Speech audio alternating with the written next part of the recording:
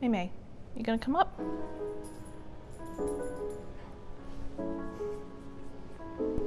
You caught under the cord. Yes. Yes.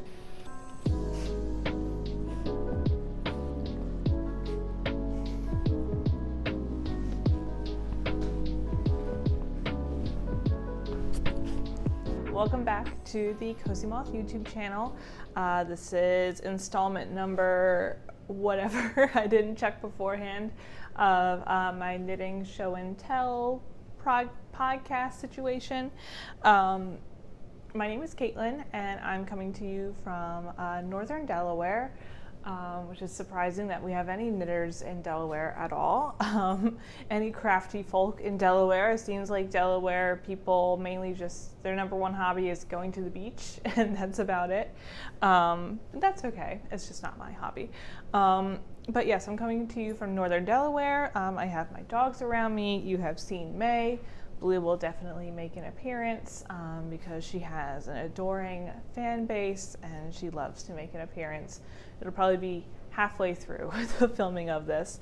Last time I filmed a podcast was back in May, and now it is the beginning of August. So I figured I would jump on here and tell you guys what I've been working on over the summer. I have my basket of projects that I worked on. I have a couple works in progress. I have some future knitting plans. But before we get into the knitting content, I would like to take a moment to thank today's video sponsor, Ana Luisa. So if you all are familiar with my content, you'll know that I worked with Ana Luisa quite a few times over the past few years. So much so that I've accumulated a pretty decent sized collection of jewelry staples over the past couple of years, and I love Ana Luisa so much. I'm always singing their praises. I'm always telling people where my jewelry's from because I always get compliments on it. I never used to be a jewelry girly up until a couple years ago, where I saw Ana Luisa's ads on other people's videos. I was hooked immediately. And when Ana Luisa reached out to me this time, of course I was excited to get to work with them again, but this time they wanted me to comment on, now that I've worked with them for, a couple of years at this point, they wanted me to talk about the longevity of their pieces and how they've held up over the past couple of years. Because Ana Luisa's pieces are so, friendly to your wallet, I'm sure people start to think, oh, well, if they're so cheap, then they must not last very long. They must tarnish easily. The gold must fade. They must not be well-made pieces. And that is completely wrong. And I brought a couple pieces to show you, to give you an example as to why they are great pieces for your jewelry collection. So here's one of my pieces now. I can't remember the name of I'm sorry, I forget the names of these pieces, but I'll put them I'll put them right here because these are definitely staples across Ana Luisa. They're probably most known for these pieces. I wear these almost every day, practically every day. I wear them in the shower, when I'm working out, when I work out. I wear them to bed. They have not tarnished, they have not faded over time. I also have the larger size hoops. I believe they're called the Roxy's. I have the larger size too, and they definitely have held up over the past couple years. Zero tarnishing, zero fading, the best pieces of jewelry I've ever owned. And I didn't own a whole lot of great pieces of jewelry. I was definitely one of those girls who would go to Claire's or Walmart and buy the jewelry there, and they would always, fade, or they would turn my ears green or my neck green, my fingers green, but that definitely won't happen, especially with their rings. Their rings have yet to turn my fingers green, and I wear them almost every day. I'm now a big ring girl right now. And of course, I'm not wearing a whole lot of jewelry right now because I'm doing this in the middle of doing chores, and I went to the doctor today, so I'm not wearing a whole lot of jewelry. But here's another ring of theirs. It has definitely held up. I still wear it, like I said, almost every day. And another piece is their necklaces. This is the May necklace that I got because of my dog May, and it has like this like gold and silver moon situation. And again, this is one of my number one pieces that I wear. You know, if I can't find a piece of jewelry, then I'm like, oh, I don't know how to tie the piece together, I normally reach for this one. Highly recommend. Ana Luisa's jewelry is long-lasting and tarnish-resistant jewelry essentials.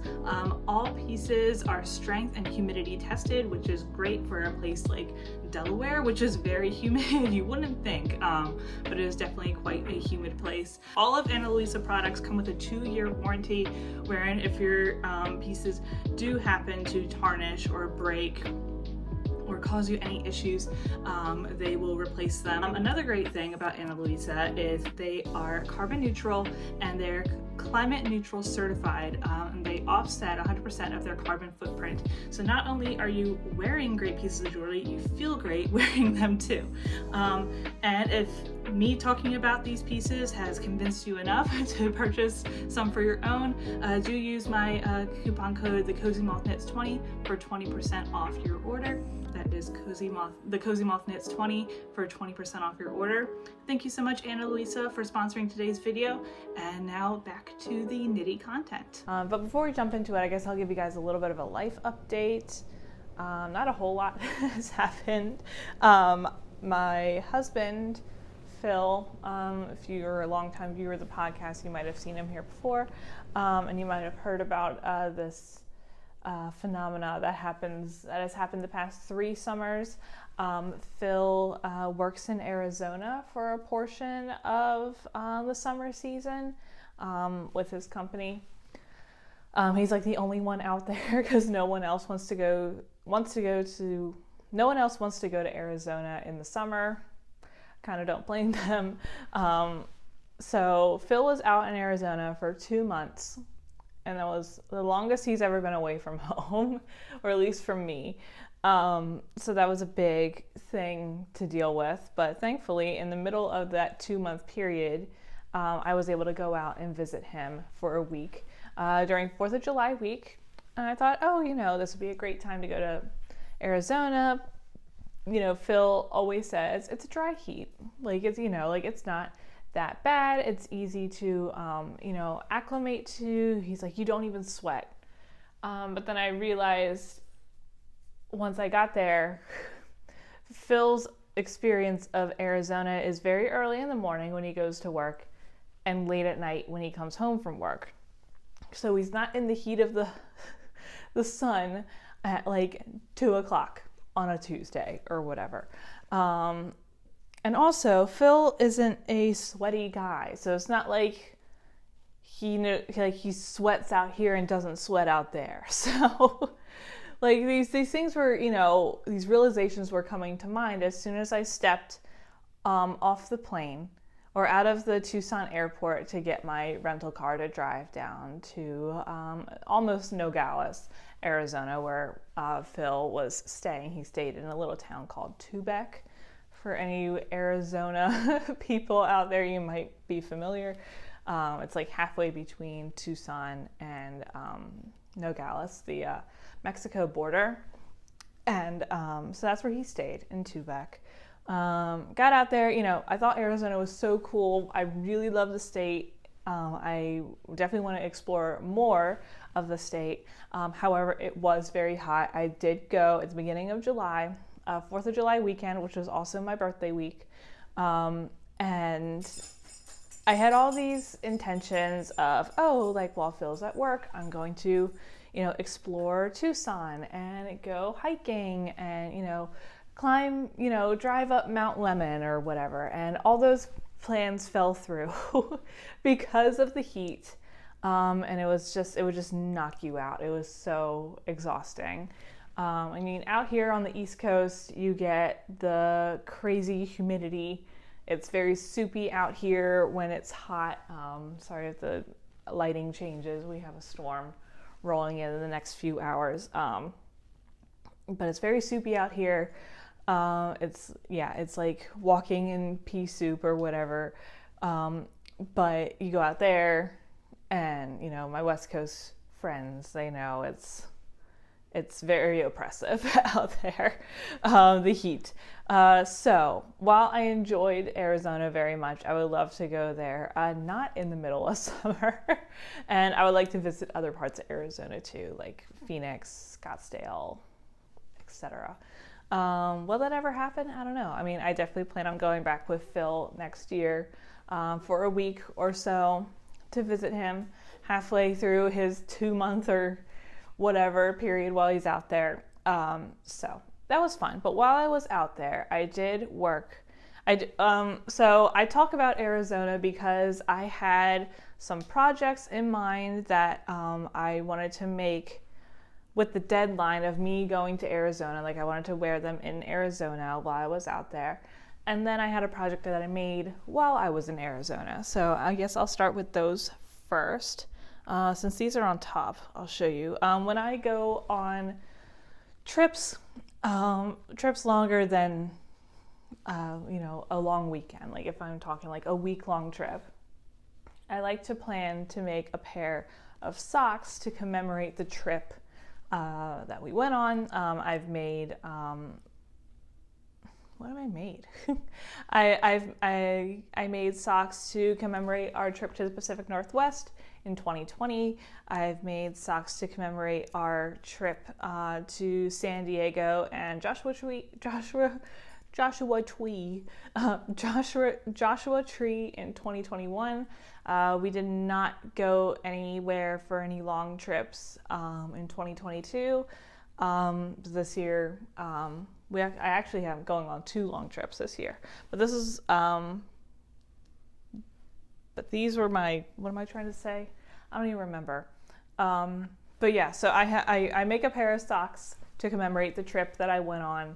And I either make them like during quiet times like that we have on our trips, where we're just hanging out at Airbnb or the hotel or whatever, or I make them while on the plane, on a train, in the passenger seat of a car. Like that way it's like, oh, like I made these socks in Portland, and I remember very vividly about sitting on the couch in our Portland or sitting on the Amtrak from Seattle to Portland. Oh, here she comes. Sitting on the Amtrak from Seattle to Portland and knitting these socks and watching YouTube videos and blah blah blah. It was a nice time.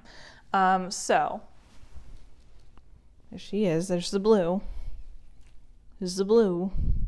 She's made her appearance. But you smell some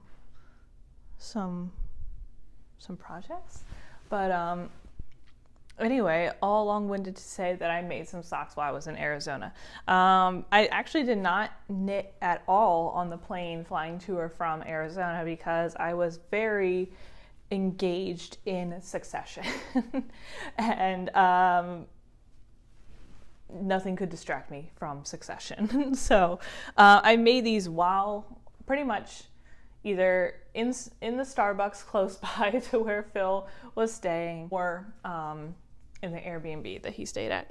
So these are the Cozy Cacti socks. I had these in mind for this trip for a while. So because I had to make them, because while in Arizona you have to do cactus themed things. The eaves, the ends aren't weaved in, so excuse the tentacles. But these are mostly Stash Buster socks. Most of my projects here, a few of my projects here are Stash Busters. So the cream color is just some cream color no name yarn that I've had for a while. The green is Knit Picks. I made a lot of projects with this specific yarn. I think it's Knit Picks. It's a fingering weight yarn in the colorway Rosemary. I've made hats. I've done I've made another pair of socks with this color. It was just never-ending Rosemary Knit Picks. And then the brown is Knitting for Olive. It's not Pure Silk. Yes, Pure Silk. Yeah, Knitting for Olive Pure Silk in the colorway Cardamom. and I had 2 balls left over from another project that I'll show you in a little bit. But yeah, these are the socks. They have cute little cactuses on them. The color work was really easy to keep up. Sorry, I'm trying to straighten it out so you can actually see it. I didn't block them, obviously. It was very easy to work on, very fitting for the trip. I used double pointed needles size, I think I used size 2 because of the color work. Or I used size 2 over the color work, and then I changed to size 1.5 for the rest of the sock. What else did I have to say? Oh, I had forgotten my darning needle, so I couldn't Kitchener stitch the toe, so I did like a 3 needle bind off kind of. I'm not very pleased with it, but like it did the job, I guess. I should have turned it inside out, but I just wanted to get it off the needles. I started making these in a Starbucks in Green Valley, which was a little north of where Phil was staying, because I was waiting for Phil to get off work because I arrived pretty early in the morning. And I knew everyone was looking at me like I was from out of town. Well, number one, I was completely pale. I was wearing jeans and like basically I think I was wearing this shirt. But yeah, like I definitely looked like I didn't belong there. And to, double up on the fact that I'm not from there, I was knitting a sock with cactuses on it. So I know it's pretty stereotypical East Coaster arriving to the desert and making something with cactuses. But I mean, like saguaro cactuses are everywhere out there. So I had to commemorate the cactuses. Highly recommend the pattern. Like I said, very easy. I think I've made another one of her patterns before. I don't remember the name of it. But she has really fun patterns, fun like color work, stuff like this. She's definitely primarily a sock knitter from what I understand. But yeah, the cozy cacti, they are indeed cozy, which is very fitting for my brand. So it's one pair of socks, only pair of socks that I have to show you. Next, I have a couple projects that I finished prior to going to Arizona with the intention of wearing them out there. And I guess we'll start with this one that's on top. This is the Look at My Holes raglan, or just like, I think it's just called Look at My Holes by James N. Watts. And it's a very cool, very fun mesh t-shirt situation. Perfect for summer. This took a while to get the hang of when you first start the mesh pattern. I definitely messed up, but thankfully it was on the short rows in the back, so like they ended up looking okay. But I was very concerned with how like the raglan like increases were looking like on the side. You can't even like really see. This is like horrible. I don't know. That's not good.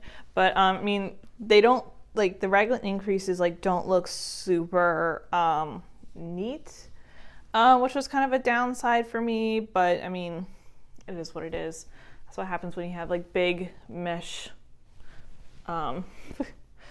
holes in a knitting project.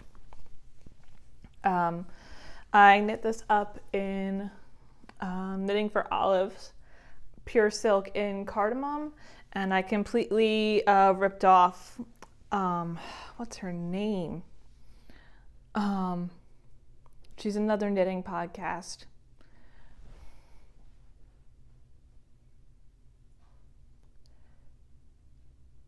It's not Future Fiber. I can't remember. I'll put her name right here. But yeah, she literally like made this top in the same color, and I told my husband, I said, I'm gonna buy this yarn and make this top for Arizona.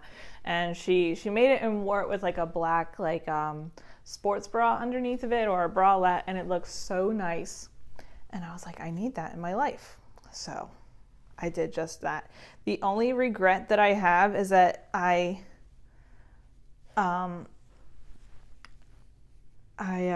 did like one pattern repeat for the sleeves where I shouldn't have added I shouldn't have added more length to the sleeves. I should have just like kept it as they were, instead of adding more holes.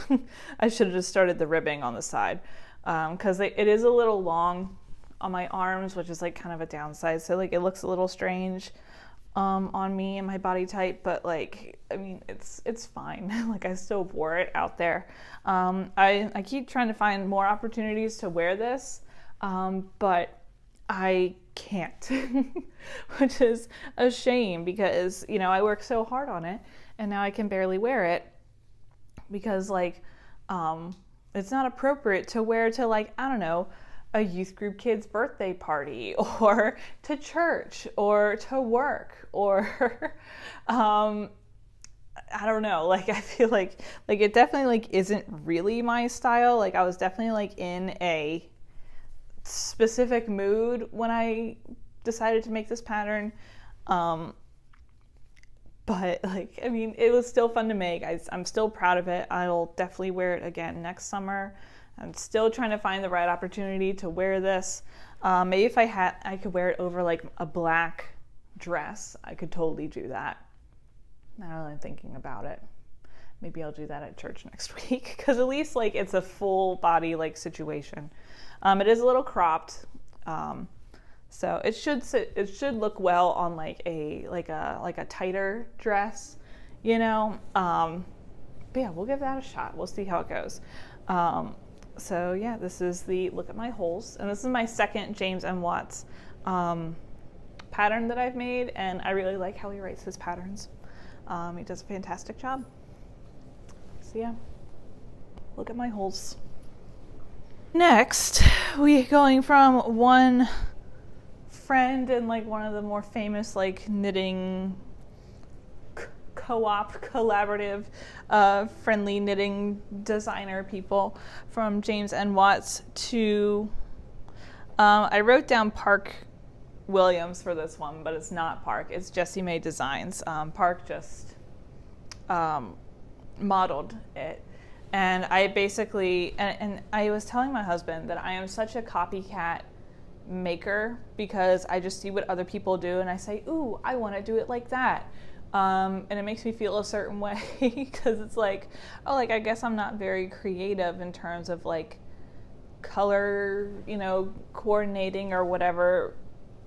And I've always been that person who would go to like the mall and see how the mannequins are dressed and basically buy the mannequin, whatever's on the mannequin. I'm also a big proponent of Pinterest. Whatever Pinterest has come up with, like I kind of copy it. So I mean, not all of us can be, you know, original. So, but anyway, this is the totally tank top, and surprisingly, I've gotten a lot of wear out of this. This is a great layering piece for this summer, and I thought that this was going to be like a top that I was only going to wear in Arizona and that's it, but I've been able to get away with wearing this at work and to church and to social events, and I am very pleased with it. This was a labor of love. I don't know. This was so stressful to make because I was on a time crunch with this one. This is made up in Ritual Dyes Undine, which I've worked with a couple times before, and there's no stretch to it because it's cotton and linen.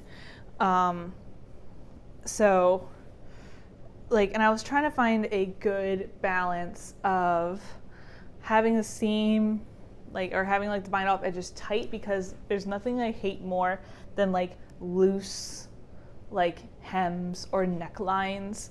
It looks so unprofessional and unfinished and so handmade. And it drives me crazy on myself and my own knitting. It drives me crazy. So I'm like, okay, like I need to have like look how tight this is. Like it looks, you know, it's nice and straight and finished. But the downside is that it makes the armhole a bit smaller. So it does right up about here under the arm. I should have worn it today, but I didn't, sorry. And I'm wearing a black bra under this. And I had to redo the neckline like 3 times. I had to redo the arms twice because I came up with like, I think it was like 98 stitches you're supposed to pick up or something. I picked up 98, but then it was too small. So I had to like pick up a little bit more, and then it was perfect. And then I had to replicate it on the other side, and I picked up the same amount of stitches on the other side as this side, but then this came out a little too big, and I was like, what the heck is happening? So I was very stressed out. And then, yeah, I had to redo the neckline a few times because it was either too loose or too tight. The hem is still really tight because, again, I didn't want it to be wavy. So it takes a little bit of shimmying to put this garment on, but once it's on, it's worth it. And I'm very, very pleased with it. I never ended up blocking it. I just put it straight on. And it worked out fine. I am very, very happy with it. I love the color. I wore this on 4th of July in Arizona, ate a Sonoran hot dog. It was a good time. So I was very pleased with this garment, and I'm definitely going to get a lot more wear out of this through the end of the summer and maybe into the rest of the year. I can't remember the name of the red. But they are definitely sold out through Ritual Dyes. I literally set a notification for when they were going to restock this red, and I bought it at like 12 in the morning, like on a Wednesday afternoon as soon as they marked it as available. I was so desperate for this color, and I'm very pleased, and it was worth it. It was worth the stressing out over getting the color, because it's very hard to find reds like this vermilion color, because they're either like a Christmas red or a fire truck red, or they're too pink or they're too orange, or too blue. Like, you know, like it has to be the perfect red, and this, in my opinion, is the perfect red. So there you go. There's the Totally tank top. So I have a cousin who is going to have a baby girl in October, and I thought, you know, what a lovely opportunity to do some stash busting and knit my cousin some sweaters for her new baby girl. Both of these sweaters are unfinished. They're both like almost done. And I'll talk about why they're almost done. But the day that this video comes out will be my cousin's baby shower. So I have 5 days to finish these, and they will get done. They'll get done in 5 days. It's just I have to speed it up a little bit. So the first sweater that I made is the Olives wrap. It was published by Knitting for Olive, but the knitwear designer is Pernell Larson. I'm sorry, you're gonna get a glare for a little bit. But this is the wrap. And look how cute and tiny it is. It's so small. So as you can see, it's a wrap sweater. It's kind of like a cardigan. I'll put a screenshot of the pattern somewhere on here. So what you do is that you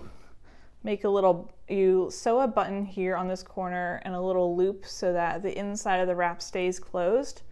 And then the outside wrap, you, along the edges here, pick up stitches and make I-cords, and then you tie them together and make little bows. It was really cute. And I slaved over the picot edging. And it's a cute little, nice little touch. You have the option for the picot edging, or you can do a pearl edging, and then you could do buttons on the side instead of the I-cord bows. But I thought that the I-cord bows were so much more dainty and feminine for a little girl. And even though, like, you know, Mama is doing the whole neutral color scheme situation for the baby girl. We still got to add little feminine features to it. Yeah, this was my first baby garment sweater thing that I've ever made. And I'm very pleased with it. And I like how it is very much a stash buster. This was a yarn, just like Michael's like acrylic yarn that I've had in my stash for a little over a year. And I was just glad to get through it. A fun little camel color. It'd be perfect for the fall when baby girl's born. But yeah, I thought the construction of the way that the arms were added in was very interesting because it was knit bottom up. So yeah, like I'm not gonna spoil the pattern, but I had to like do a double take. I had to like reread it a few times, and I was like, this doesn't sound right. Is this gonna come out very strange? But it turned out really nice, and yeah, I just can't get over how cute and little it is.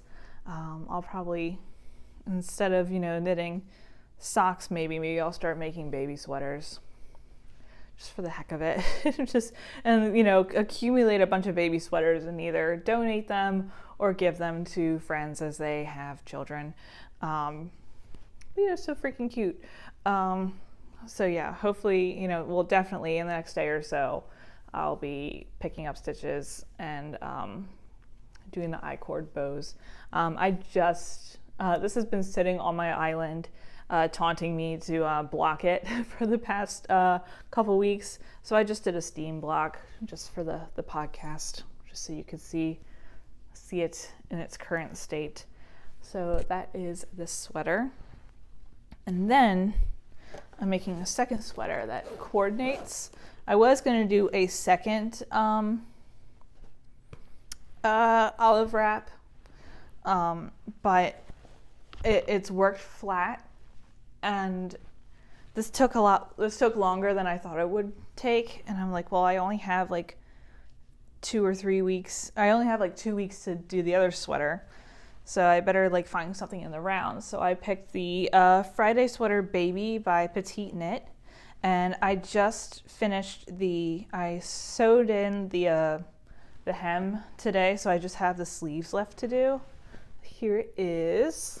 It's like a broken rib situation, and it's the same like camel color as this, so they like coordinate really well.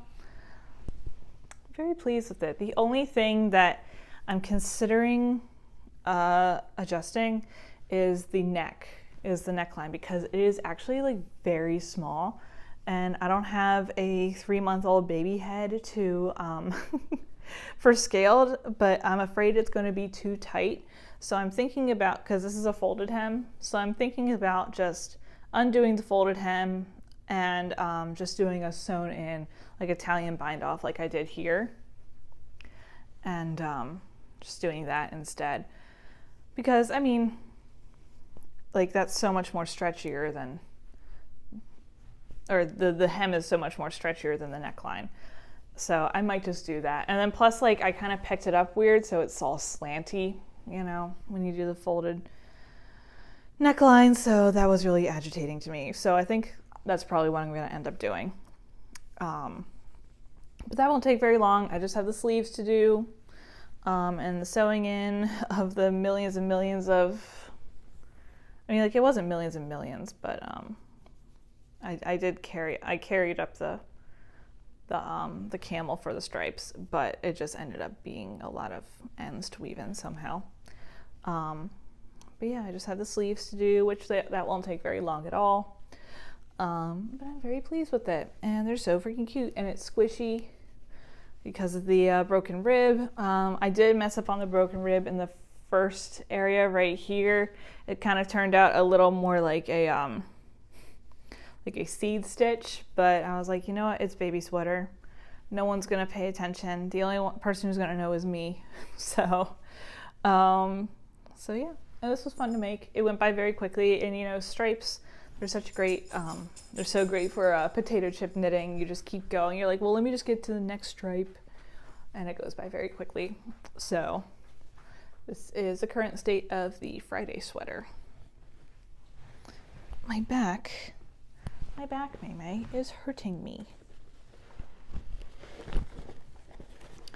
All right, so I think, so that's all I've been working on this summer, but I figured I would take some time to talk a little bit about some projects that I have in my mind, something that I want to work towards in the next couple months. I didn't do any crocheting, by the way. I didn't do any crocheting this summer. I just never picked up the hook because I was concerned about these summer garments for Arizona, and now these baby sweaters that have a what's it called? A deadline on them. So those have been on my mind.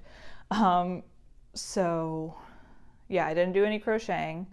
I did order the knitting nakabi, or end of winter yarn calendar situation, which I'm very excited for. I even my husband's excited for it. So that should be good. So now I'm only 3 years behind in my granny stripe blanket. I'll pick it up again in the winter. I know I will. It's just been hot. You can really crochet a blanket when it's 98 degrees outside. But so where was I going with that? So yeah, no crocheting. I have not picked up the Stockbridge cardigan, my cardigan that I'm knitting for my mom that I started back in January. I'm still not done because I know I screwed up the sleeves and I need to redo them. It's just a matter of me working up the motivation to finish, to roll that back and continue on. So sorry, Mom, if you end up watching this. Sorry, Mom, your cardigan isn't done yet. It'll be a Christmas present that you paid for this upcoming year, probably. So yeah, I want to talk about some things, some projects that have been on my mind. Okay, so future projects that are happening down the road. So I think I've talked about this already in the past, but Phil and I are going back to the Pacific Northwest in October. We have the dates, we have the Airbnb, we have the flight booked. We're going. We're going this year. It's not just like, oh, maybe we'll end up going. We're going. We're going in October. I'm very excited. And, going back to Seattle and Portland, it's their PNW redo because we went in 2020, as I mentioned earlier. Which worked out fine. We just couldn't do anything indoors, but we went in August, so it was perfect, beautiful. Anyway, but I was just flipping through. No, I was watching a YouTuber. I was watching Brooke Willow, and she had her friends over, and the three of them did a little friends knitting together podcast episode, and her one friend was wearing the halibut sweater by, I can't remember her name. It's a Caitlin. It's Caitlin Fowler or something along those lines.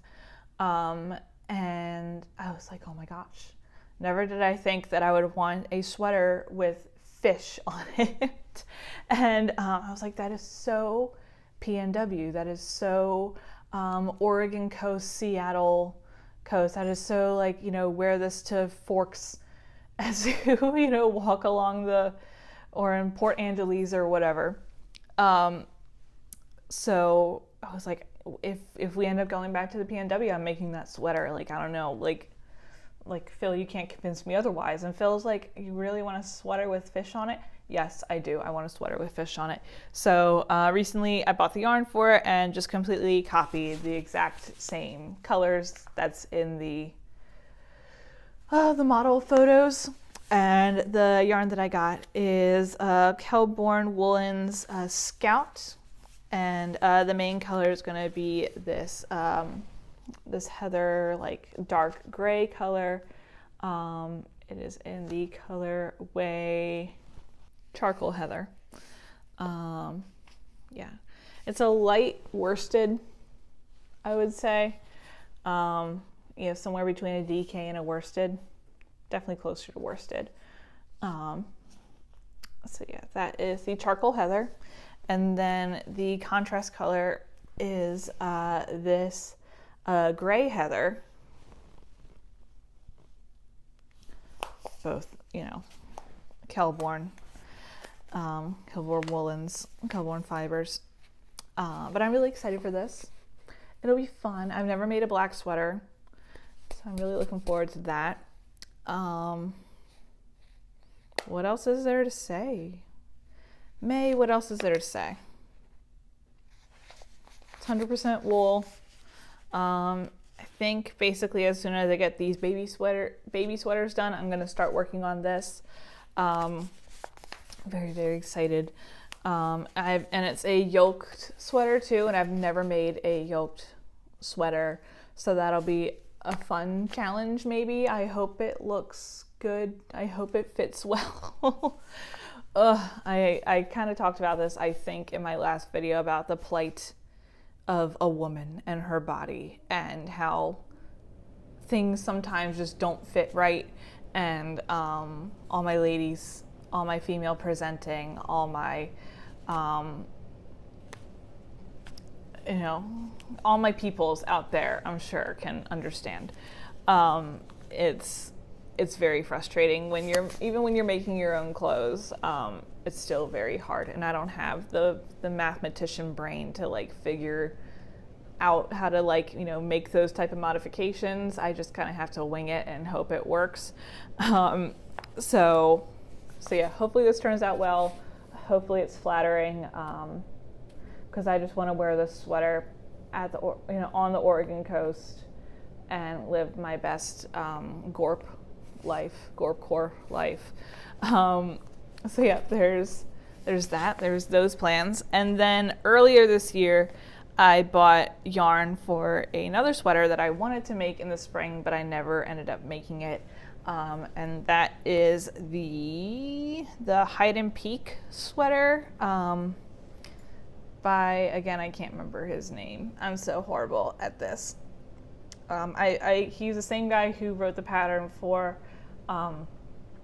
the Montrealer sweater that I made for Phil. I just need to put it on the screen. I'm sorry, you guys. But so I was looking for a new sweater to make, and I was trying to find some inspiration. I don't know where that red string came from. I'm trying to find some inspiration, so I was looking through Instagram, and I came across Our Own Knits and Pearls version of the Hide and Peak sweater, which was very feminine as she is. And I showed my husband, and my husband's like, I love that sweater. He's like, you will look so great in it. He's like, I'll buy the yarn for it. He's like, you just have to make it, obviously. And I was like, okay, like, I'm not gonna say no to my husband buying me yarn. So I bought the yarn, or my husband bought the yarn for it. That sweater was made out of Camellia Fiber Co. And the main color was not available, unfortunately. It was sold out. So I found a Knitting for Olive dupe, and I'm just gonna hold it double to match the DK weight of these colors. So imagine this pink, this pinkish purple, and then these three colors being the accent colors. So this pink purple is Dusty Rose, which is the main color. And then we have Moonflower. This is a sport weight merino wool, superwash. Then we have Ochre. And then we have Chicory.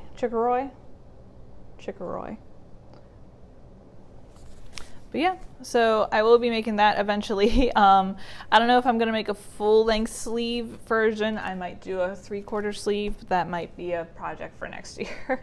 And then I also bought this yarn to, because I would like to make at least one more tank top situation, not just for the summer, but for like layering.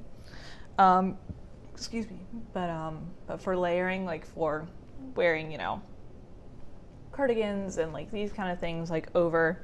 And I had seen on Pinterest this girl who wore a it was a ribbed knit light blue tank top, and I thought it was so beautiful. So I said, I can make that. I can make that. I have the skills to make that. So I bought Knitting for Olive, because this has been my go-to as of late. This is the ice blue color, and I was going to make the camellia top, maybe. But I was also thinking about my favorite things in knitwear, camisole number 4 or camisole number 7, because I just like how it's, something a little bit more interesting. The thing about camisole number 7 is that it has the the shaping underneath the bust and everything, and maybe that won't translate well onto my body, which is fine. It's not for everyone. But camisole number 4 might be a contender, but I don't know if it's going to be too deep. I liked the Remy camisole. It was a thicker fabric because it's DK. And second of all, it is the ribbed situation, and the neckline is a little bit higher, which is nice. As you can see, that's a problem that I have with tops. So hopefully that turns out well. I just need to, again, find time, prioritize what I need to prioritize. I would like to have this done before the end of the year, but we'll see how that goes. But I think that's it. I think I will just leave this here. If you found this podcast or show and tell video or whatever this is, if you found this at all interesting, consider subscribing if you'd like. I don't post very frequently anymore, but I do like making these videos when I can get to, have the ability to, and actually have things to show you guys. But yeah. So yeah, consider subscribing if you wish. But no pressure. Before I close this out, I wanted to do another shout out to Ana Luisa for sponsoring this video. As you know, I've worked with Ana Luisa a few times in the past, and I will continue to work with them as long as they continue to work with me. And don't forget to use my code in the description box below and on the screen here for a percentage off your next order. So it is getting more, it's continuously getting darker and more menacing. It is really rolling in here fast, this storm. So I will just let you guys go. Thank you again for catching up with me. I enjoy these talks that we have together, and getting to catch up over time. Feel free to share what you've been up to these past few months in the comments below, and because I love reading them and I love responding to them. But until next time, stay safe, everyone. Avoid the storms. Keep knitting if you still knit, and I will see you all later.